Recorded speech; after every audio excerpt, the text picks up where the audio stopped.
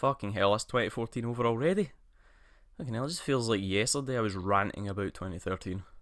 Feels only fair to warn you, by the way, I am going to rant for at least a few minutes before I get to the list. There's a year's worth of gaming related grievances I need to let out before I let myself be positive about the year. So bear with me. So, odds are when people look back at this year, they're probably going to see it as the year of the remastered edition. The year when developers took some time off from new stories to reskin some old ones. It was inevitable, I suppose. I mean, movies have had a massive hard-on for remakes and reboots for years now. And let's face it, theirs are far more pointless. Now, I'm not saying I'm totally against remakes or remastered games, but I just worry that it opens a door for developers, or more likely their publishers, to get even lazier and simply remake games from bygone years that have nostalgic value for some. I mean, Nintendo are fucking masters of this and have been for years. It's bad enough when a series churns out yearly iterations which are essentially a remastered edition of the previous year's game. It can be a slippery slope towards lazier development, or it could just be a passing fad with a new generation of consoles, which it probably is, but I just like seeing the negative side in things. Does that make me a bad person? I don't know, probably. But you know who are bad people, and definitely worse than me, and that's saying something? Fanboys. Now, can they just, go away somehow? I mean, I ranted a little bit about them last year. I'm going to go a bit more in depth now. I mean, something that really has bugged me is just game news sites this year as well. They're not really helping, are they? Nearly every article title seems to have been chosen simply to get these simpletons to start arguing in the comments. Why can't these idiots just see how utterly pointless their arguments are? Trying to convince the other lot why your product, yes, it's a fucking product, although I don't see too many people fucking vociferously defending their brand of cheese, or anything else they buy for that matter, in quite the same way they do with consoles. But trying to convince the other lot why yours is fucking better, or more likely the fucking one your parents bought for you is better, is like trying to convince a lion of the benefits of a green salad over an antelope carcass. He's just going to end up treating you like the retard you clearly are for thinking it was worth arguing about in the first place, and then he's likely just going to bite your face off. And yes, that does apply to a lion and a fanboy. Because once you've sifted through their spelling mistakes and poorly constructed arguments, they do seem a tad aggressive, don't they? But with every misleading article title, the cycle of my console's dick is bigger than your console's dick begins all over again. And as much as I want it to stop, I doubt it ever will. And to be fair, if they didn't exist, I wouldn't have been able to open this video with this charming little rant now, would I? So at least something is coming out of their, negativity, bile, and idiocy. Also, to an extent, I suppose it's been a year of disappointing, overhyped games. And then again, I suppose what year isn't? Titanfall was supposed to be the next generation defining shooter. It wasn't. I'm not saying it was bad. I mean, it was solid, but I just felt like more of a glorified beta rather than a full generation defining game. It's my opinion though. Watch Dogs was disappointing for more reasons than I have time to fully explain. And speaking of not having time to fully explain things, Destiny was a thing. Destiny was typical Activision, all marketing and hype about it changing everything, and instead we get a half-baked Halo Mass Effect mashup with fuck all content. What's worse, it actually made me doubt the acting prowess of Peter Dinklage. I mean, how fucking dare they? However, he totally rescued it with the Game of Thrones Telltale game. But all these promised so much on a wave of hype and massive budgets, and then just came up short. Way short in some cases. In short, hype fucking sucks. But now that I'm done being a whiny bitch for this year at least, I will move on to my top 5 games of the year.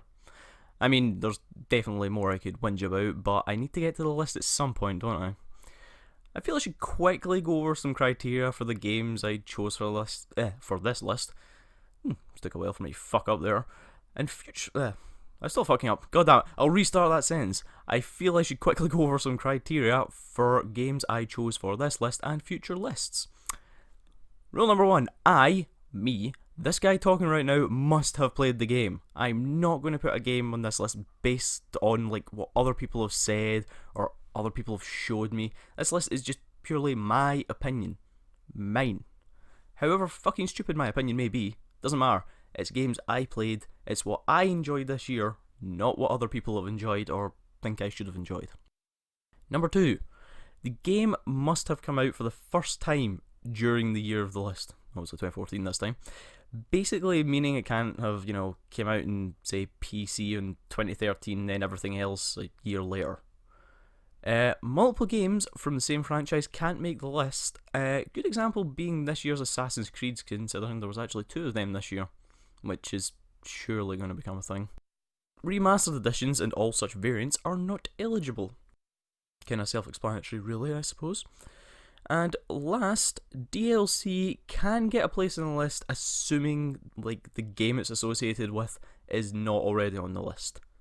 Now, I'm sure I'll tweak these in future editions, but as of right now, these are the rules I'm going to go by for the time being. And now, without further pointlessly yammering on and procrastinating, my top 5 games of 2014.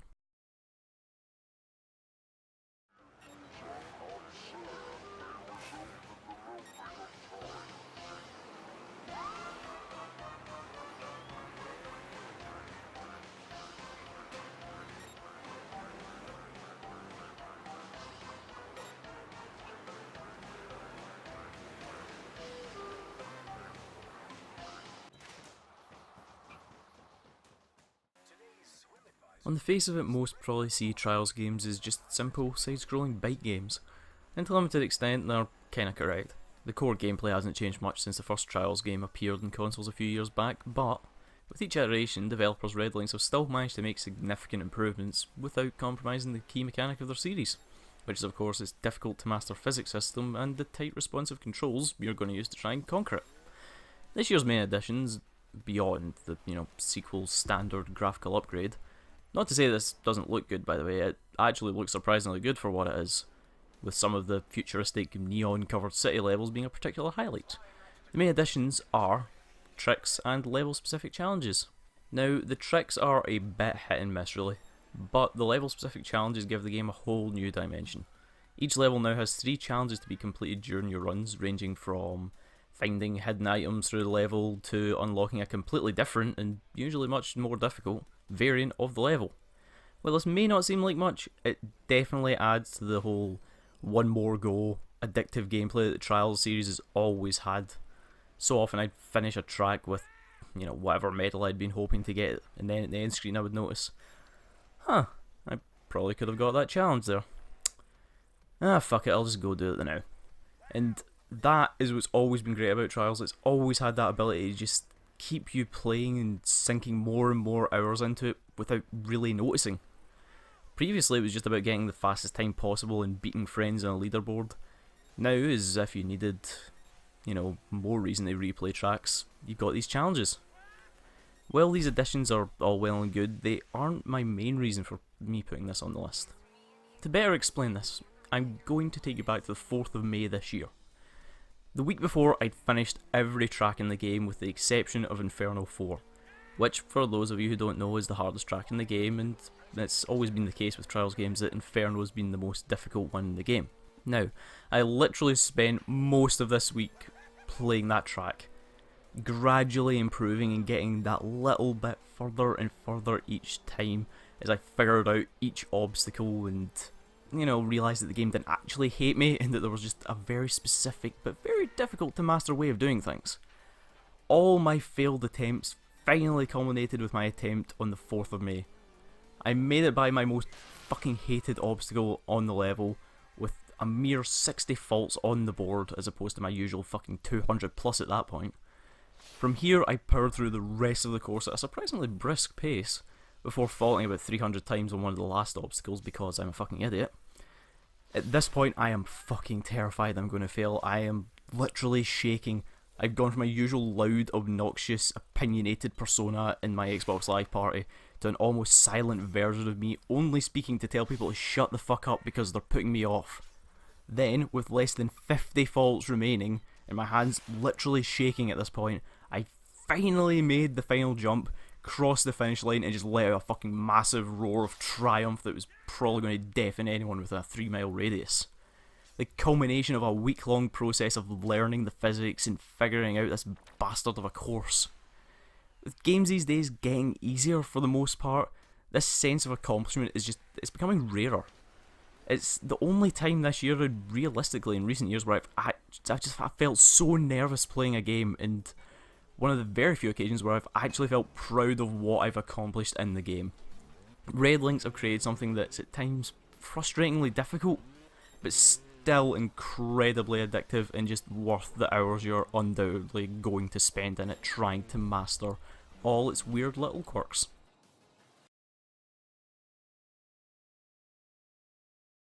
Stop the bus. Yes, stop the bus. Not shoot the bus. I'm very particular with my words. Stop.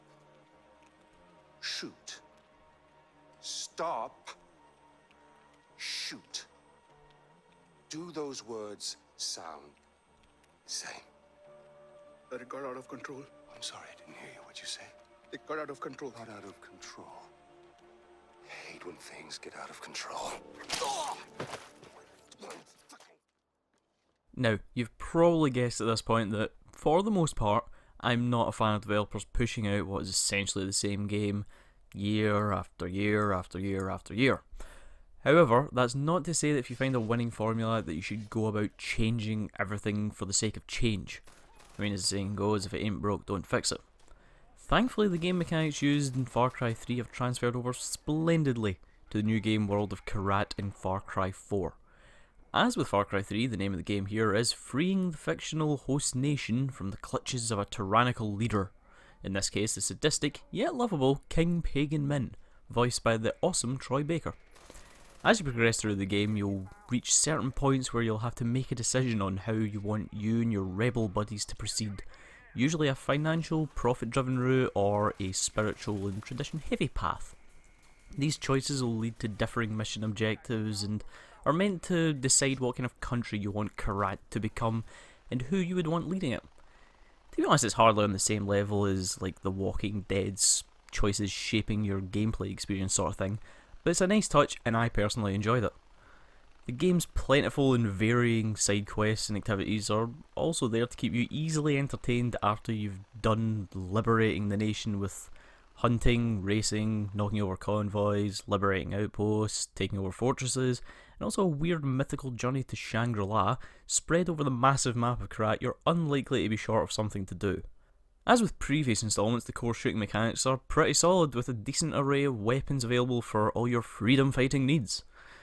I'm going to be honest, I'm a fan of flaming arrows. It's always fun shooting one into a group of enemies and then seeing them scramble about in flaming terror. Fuck. Yeah, I'm actually a bad person, aren't I? Oh well. I mentioned him earlier. Troy Baker as Pagan Min is head and shoulders above all other characters in the game, and for the most part, most games this year. And while the game is made infinitely better by his presence, it also poses something of an issue. There's not enough of Pagan Min. After the game's opening scene where Pagan is clearly installed as the star of the show, he only really appears a handful of times after this, which is a bit disappointing. You do, however, hear him occasionally on the radio through the game talking to you, but really you'll be wanting something more substantial. The world itself looks amazing as well, with the Himalayan mountain ranges that Karat calls home looking spectacular. Make no mistake, this is a very pretty game.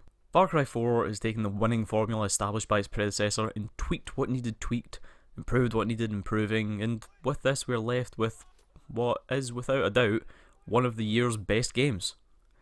Also, rhinos are assholes. I've warned you.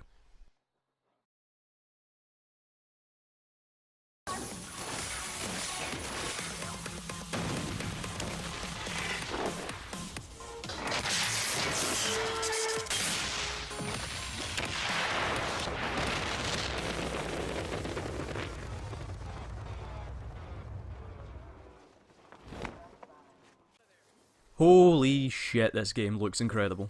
It's so goddamn colourful and I love it. It's bright, ballsy and just a fuck ton of fun. And it kinda had to be. Microsoft really banked on this game being awesome.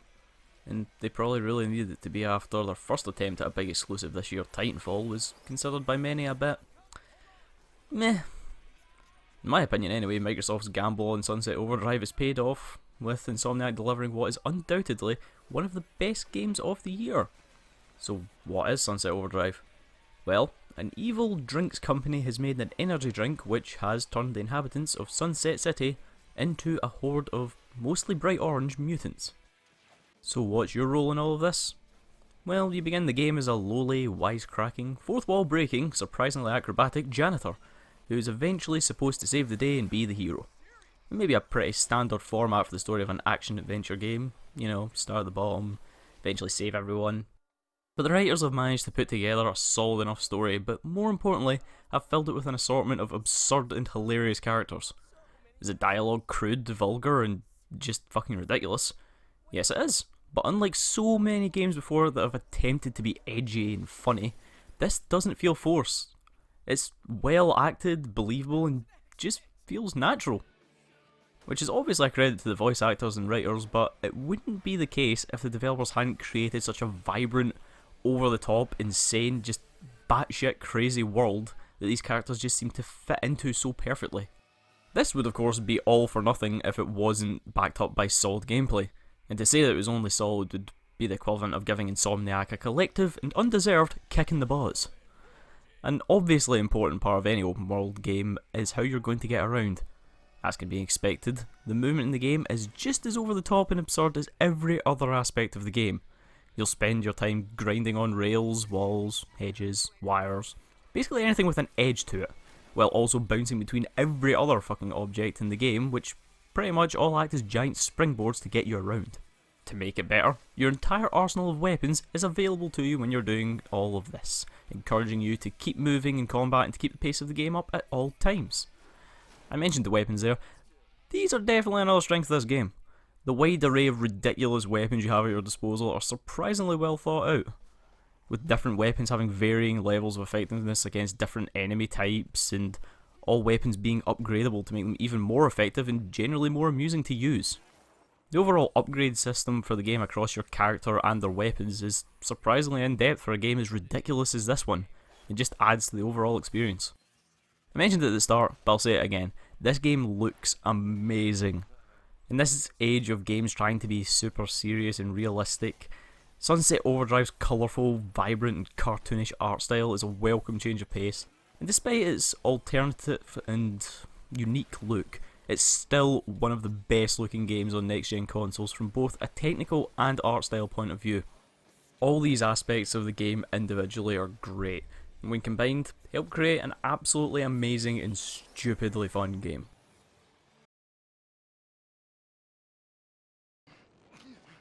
Let me tell you how this is gonna work. I'm gonna ask you one question.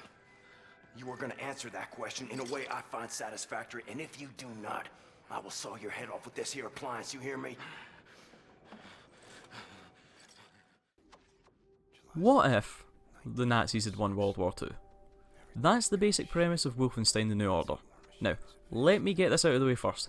I am a sucker for alternate timelines.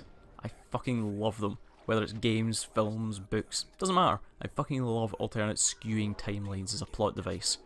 It's one of the primary reasons the Fallout series is one of my all-time favourite game series. I fucking love its weird retro 50s style that came from the game's universe skewing off around the 50s. Now, Wolfenstein The New Order takes place predominantly in 1960, after the protagonist of most Wolfenstein games, BJ Blazkowicz, has been living in a vegetative state for 14 years after the game's first mission. You regain control of yourself to find out that the Nazis have won the war and have managed to dominate the majority of the world. Despite being essentially the original FPS protagonist, Blazkowicz has aged surprisingly well. Despite his old school FPS origins where he was simply the destructive tool of the player used to kill Nazis, developer Machine Games have managed to keep his character seem relevant in a genre flooded with all too similar, boring, meathead characters. Now don't get me wrong, at heart he's still the same unstoppable Nazi killing force he always was, but he's matured somewhat, occasionally having thoughts that don't simply revolve around killing Nazis. Instead, sometimes taking a moment to take in the world he's now been thrown into, and at times the futility of war. And while this does add a bit more depth to his character and lets the game develop a more interesting story, which dabbles somewhat in changing choices, which I'm always a fan of, with one particular choice early in the game providing, ironically, two differing timelines to play through. It obviously doesn't change the overall story too much, but I still like things like that. Always have, always will. With the Nazis now in power, major cities have become cold, concrete jungles strewn with Nazi propaganda and swastikas, and are filled with oppressed masses just waiting to be liberated. So how are you going to go about that? Why, killing Nazis, of course. The combat in Wolfenstein almost feels like a bit of a throwback to classic FPS mechanics, with things like health and armor pickups making a return. You can dual wield almost all of the game's generally oversized, super powerful feeling weapons. The game at times makes you feel almost like a superhuman Nazi killing machine, with one of the supporting characters even remarking at one point that you were born to kill Nazis. Quite apt, really. And you're going to kill Nazis. A lot of Nazis. And with varying types of scumbag Nazis to fight, ranging from your standard foot soldiers to giant robotic dogs, the combat manages to remain fresh throughout the entire game. The missions themselves are also varied to keep things ticking along nicely, with missions taking place in places such as occupied London, a concentration camp, and even absurdly a space station. Yeah, the Nazis went to space. Who'd have thought it? This variation keeps you guessing and wondering where the game is going to take you next. The game also gives you the option to complete some sections with some simple stealth controls, adding a different approach for some sections of the game, but really this game is all about old school action and killing Nazis. Now, shooting Nazis is always fun, but shooting Nazis with massive dual-wielded shotguns and watching them explode into a pile of Nazi chunks is even more fun. There's just something about the Nazis in Wolfenstein that just makes them seem so much more evil than all the other Nazis you've shot before. Maybe it's because they won the war or something. I don't know. All I know is shooting Nazis in Wolfenstein is really fucking fun.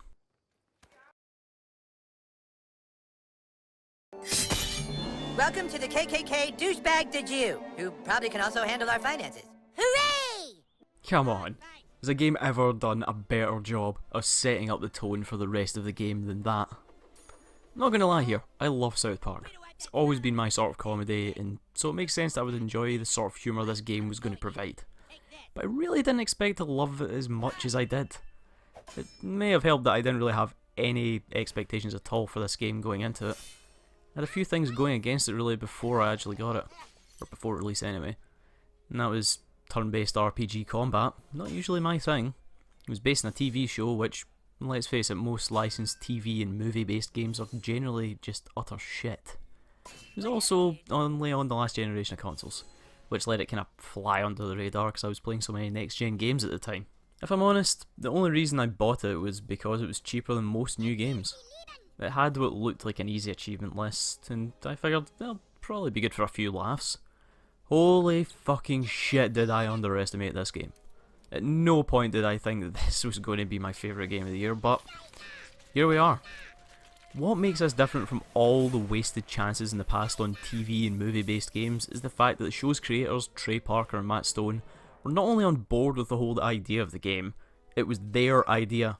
They wrote it, helped design it, voiced it, and even decided that it would be an RPG.